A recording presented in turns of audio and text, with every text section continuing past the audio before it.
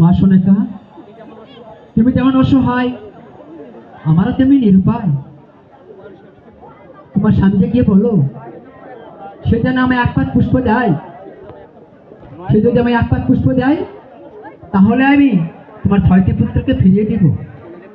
মনে রেখো, যে করে আমার আশ আমি তার করে সর্বনাশ। যদি না ছাড়ে আমার পাশ তারপর হই আমি তার দাস। কথাটা যেন মনে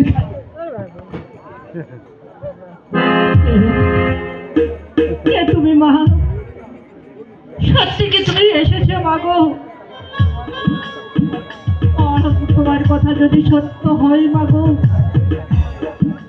আজই আমি এই স্বামীকে বলে এখনো পাই না কেন মা? তোমার পূজার ব্যবস্থা আমি করবো মা। এই বুড়া বাজার চলবে না, পূজার ব্যবস্থা আমি করবো। শুনে গো, শুনে গো, এই কার সঙ্গে বকবক করছো? শুনে গো, প্রাণনাথ, তুমি এসেছো প্রাণনাথ। আমি মা মনসার পূজা দিব বলে তার নামে ঘর স্থাপন করেছি। তোমাকে পূর্বেই বলেছিলাম যে হাতে পুজোছি আমি দেব শোভাবাণী, সে হাতে পুজো নয় চাঁদমুড়ি কানি। আমি চন্দ্রধর বলে পুরো হব ছাই, দূর করো, দূর করো এই ঘর। স্বামী গো, সেই যে ঘট আমি শ্রবণ করেছি সে ঘট আমি সরে ফেলতে পারবো না। কি বললে শোনে গো? ওই ঘট তুমি দূর করতে পারবে না। এসো এসো প্রাণনাথ, আমরা দুজনে মিলে একবার মনসার পূজা দিই। শোনে গো, বারবার একই কথা। তোমাকে পূর্বেই বলেছিলাম যে হাতে পূজাছি আমি দেব শোভাবাণী, সে হাতে পুজো নয় চাঁদমুড়ি কানি। আমি চন্দ্রধর মরে হব ছাই, তবু জীবনের মুখে আজ মুটো ছাই।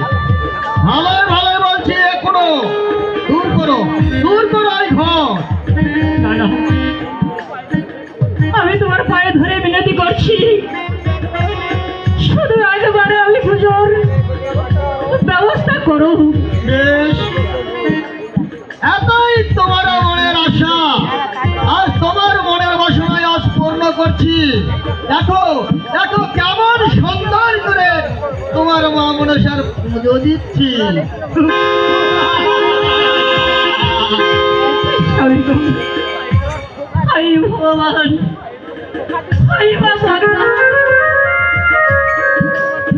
ভগবান, তোমার পূজার ব্যবস্থা,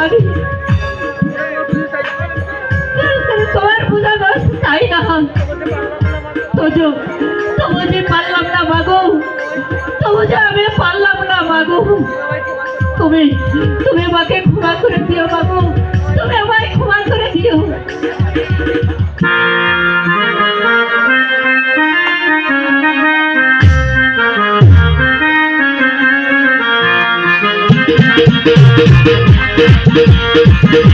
Thank you.